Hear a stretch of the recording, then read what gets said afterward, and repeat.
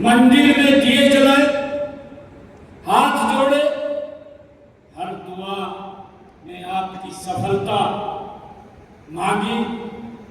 साथियों, आज मैं आपसे एक बात कहना चाहता हूं कि उन दीपकों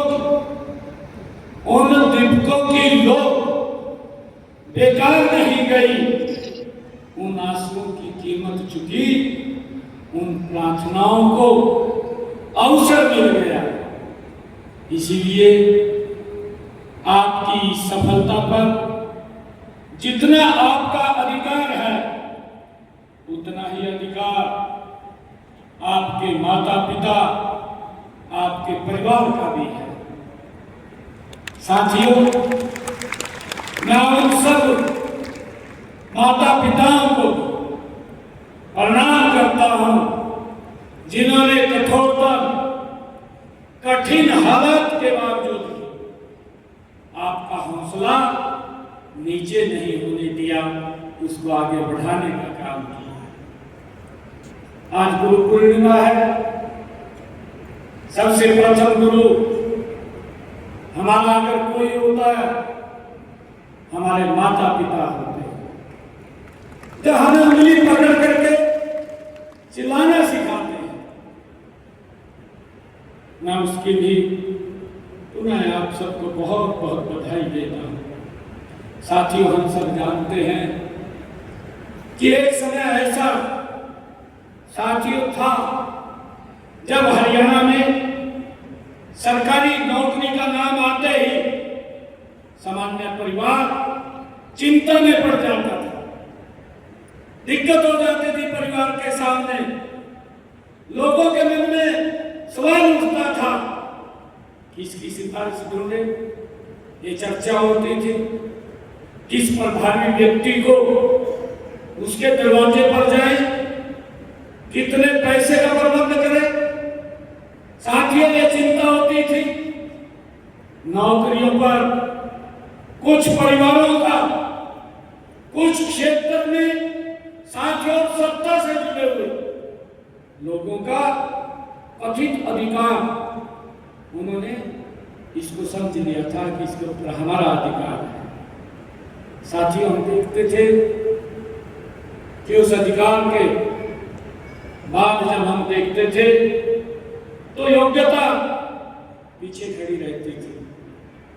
साथियों, पर्ची भी चलती थी, खर्ची भी चलती थी, परिवार में क्षेत्रवाद आगे चलते थे, भर्ती की सूचियों में मेहनत से अधिक पहुंच चर्चा की होती थी।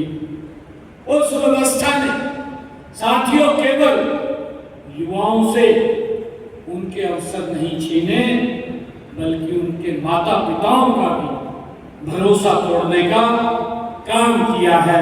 साथियों, हरियाणा की प्रतिभा का अपमान किया है। हम देखते हैं ऐसा दौर था।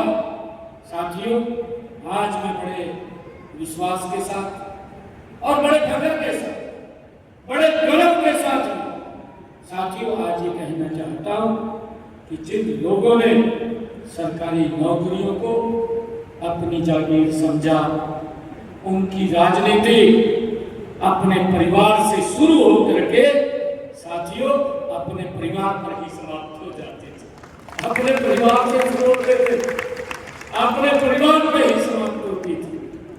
साथियों, वे पारदर्शी भर्ती की हमारी व्यवस्था को साथियों कभी समझ नहीं सकते, वो कभी नहीं समझ सकते।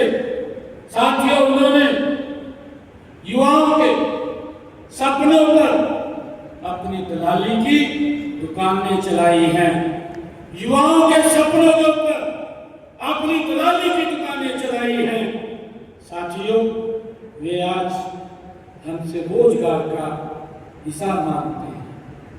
साथियों, मैं आप लोगों को कहना चाहूंगा, मैं ये भी आप लोगों से पूछना चाहता हूं कि जब सत्ता, साथियों उन लोगों से मैं ये कहना चाहता हूं कि जब सत्ता आपके हाथ में थी, तब गरीब का बेटा बिना सिफारिश के नौकरी क्यों नहीं लगा, मैं उन लोगों से पूछना चाहता। और साथियों, उस समय एक विशेष क्षेत्र और एक विशेष परिवार से जुड़ा होना योग्यता का सबसे बड़ा प्रमाण वो बनता था।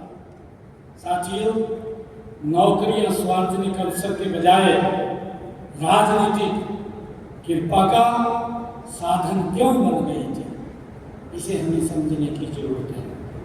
साथियों, हमने सत्ता संभालते ही देश के यशस्वी प्रधानमंत्री आदरणीय नरेंद्र मोदी जी के नेतृत्व में साथियों ये स्पष्ट कर दिया कि अब हरियाणा के किसी भी नौजवान के भविष्य किसी नेता की जेब में रखी पर्ची तय नहीं करेगी कि साथियों उसका भविष्य, उसकी मेहनत, उसकी साथियों योग्यता और उसकी प्रतिभा ही तय करेगी कि बच्चा सरकारी नौकरी के अंदर लगेगा।